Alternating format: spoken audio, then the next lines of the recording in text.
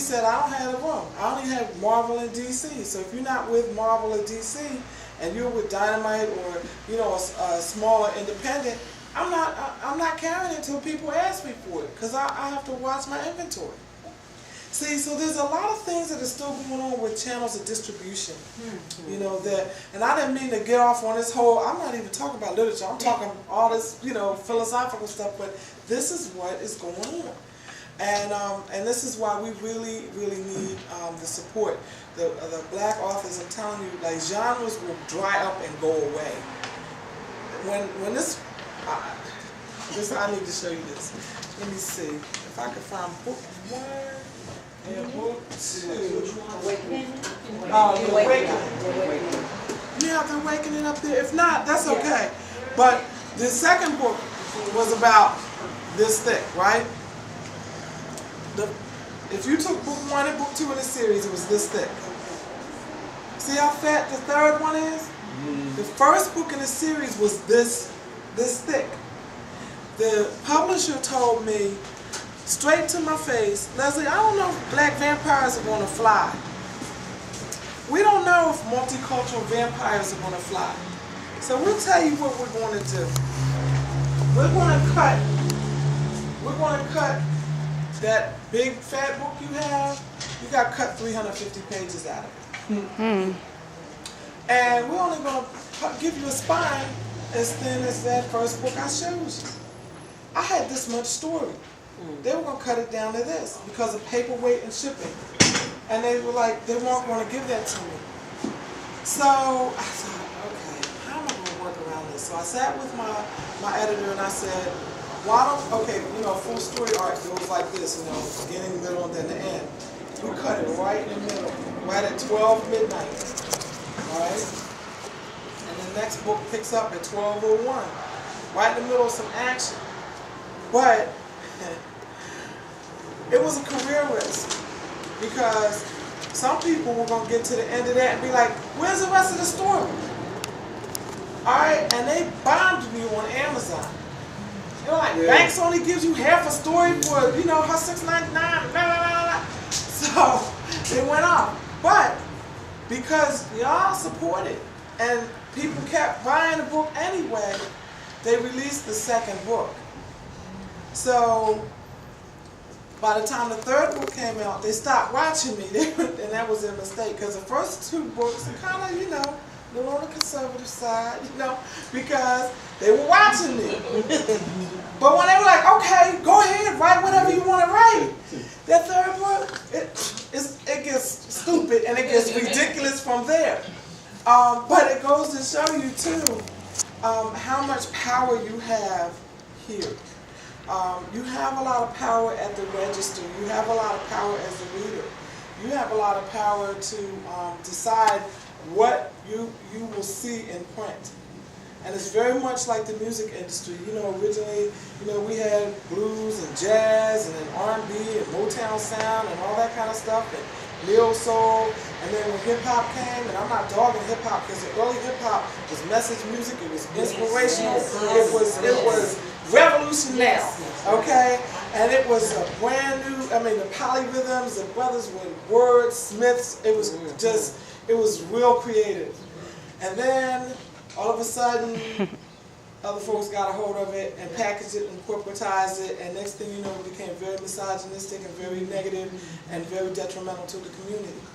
But it edged out. It became a thing. Instead of the pie of hip-hop being like this, sitting beside R&B and Motown and soul or whatever, it took up the whole pie, so that then people like Jill Scott and India Ari and whatever, they had a teeny little place to work. And the stuff that they were up against that was getting airtime, is garbage. I mean, because these other artists had to be able to play an instrument, actually be able to sing, or back in my day had to be able to, you know, do the doo-wop step and harmonize, whether or not the soundtrack behind you worked or not. You had to give the people a show, as you get booed in Philly. I don't know how y'all did it in Chicago, but I'm pretty sure y'all are gangster like we were. You'd be like, boo! You know, when somebody sung off key, right? So, you know, the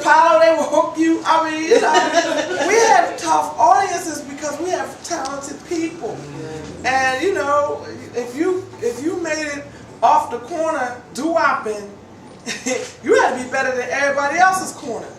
You had to be the penultimate of whatever, right? So this is the same thing that has happened to books.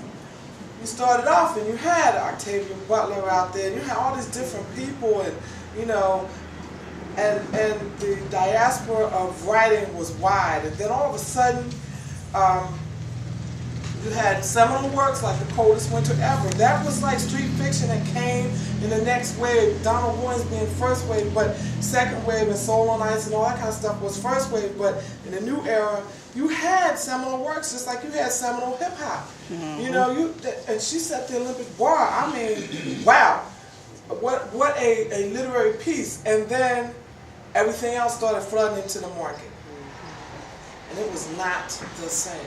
It wasn't the same quality, it wasn't edited, da-da-da-da-da, and it started edging out other genres. So now, you know, those of us who are in the smaller slice, we're trying to fight back. We're trying to edge open the market, but it requires, you know, support from you all. So I just want to thank you. That's what I'm saying. You all came out on a sunny Sunday afternoon where I know people got stuff to do. The weekend is limited time, and you know, and you came out, and it's really an honor to be here. It's an honor to have the work carried in a store like AfriWare, because this is where, like, the independent handoff, like, people can tell somebody else, and when individuals come in the store and say, "Sis, why you got this crazy mess up here on your counter?" She's got an answer for that, and try to make people understand that she hasn't sold out to the people who believe in the principles of why she's here. You know, it's an education process, and it's very hard. It's very hard to get it all out there. So I'm just trying to make sure I'm watching time here. But any questions? You know, this is interactive. This is your time. Whatever you want to ask. Yeah. Ah, interesting. Now, okay. Okay, when am I going to do another novel like the Trust series? I had a series, it's a 4-book crime series with Kensington. It's called Betrayal of the Trust, it's book 1. Then it's Blind Trust, it's Shattered Trust, and No Trust. And it's dealing with politics in the inner city. Then it takes it on a federal level, it deals with Katrina and the politics of all of that. And it's let me say, and it's a black female Robin Hood, basically. She steals from the rich and she gives to the poor, and she ties them all up with their paperwork and works like, sort of like the spook who sat by the door. Yes. Okay? Right. But that one was so out there in terms of, like, in your face. You know they canceled my series? Yeah. I mean, they told me 4 and done. Now, the other day, who was it? Another independent bookstore, the Book Joint. They said they tried to call the warehouse, and the warehouse said they don't have no more. Okay? And, you know, it's interesting because she said, I'm trying to get a hold of the books, but I'm calling my different distributors because I know somebody bought, you know, stockpiles of them. I have to find them. But here, she's got to go through a change to get all 4 of them so people can read them in order. And because it breaks down politics and how the money trickles down